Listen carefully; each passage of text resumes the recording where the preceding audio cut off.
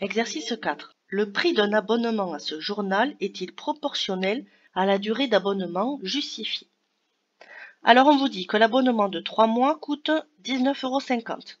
On peut rajouter un 0 ici si on veut. L'abonnement de 6 mois coûte 39 €, l'abonnement de 1 an 68 €. Alors il faut se rappeler que 1 an c'est 12 mois. On va utiliser la première ligne et chercher le coût d'abonnement de 1 mois. Comment on fait ça? Eh bien on calcule 19,50 divisé par 3.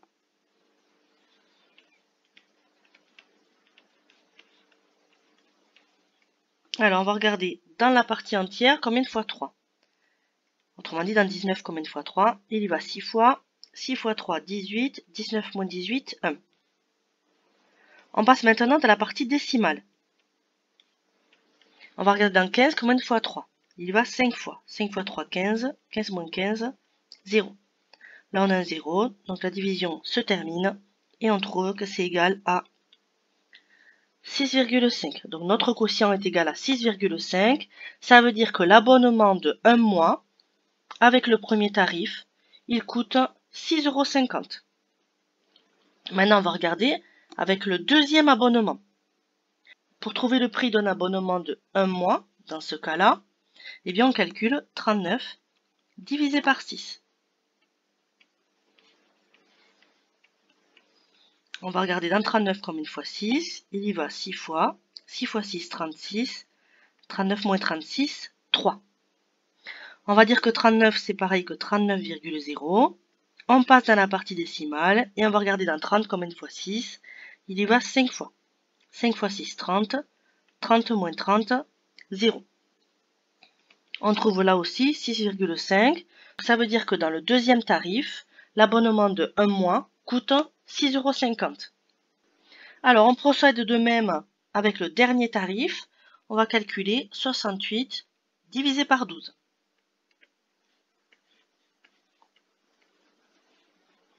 Dans 68, combien de fois 12? Il y va 5 fois. 5 fois 12, ça fait 60. 68 moins 60, ça fait 8. 68, c'est comme 68,0. Et on va regarder dans 80, combien de fois 12? Il y va 6 fois. 6 fois 12, ça fait 72. Et on retombe sur un 8.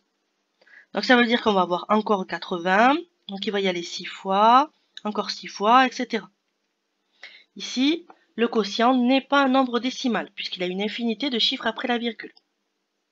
Et ce quotient, il est à peu près égal à 5,666, par exemple. Ici, tous les quotients ne sont pas égaux.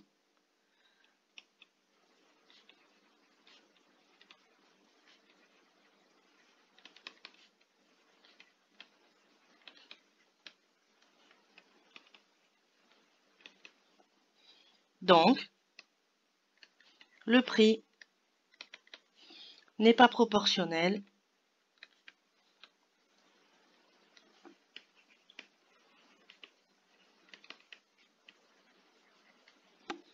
à la durée d'abonnement.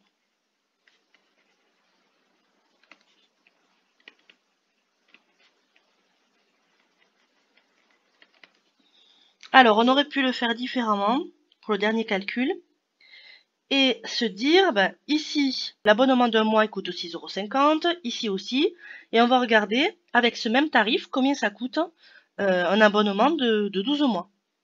Et calculer 12 fois 6,50 €.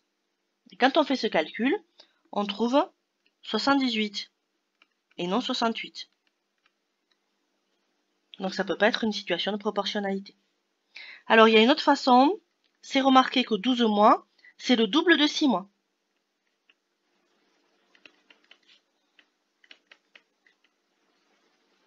Et on regarde si 39 € multiplié par 2, ça donne 68 ou non.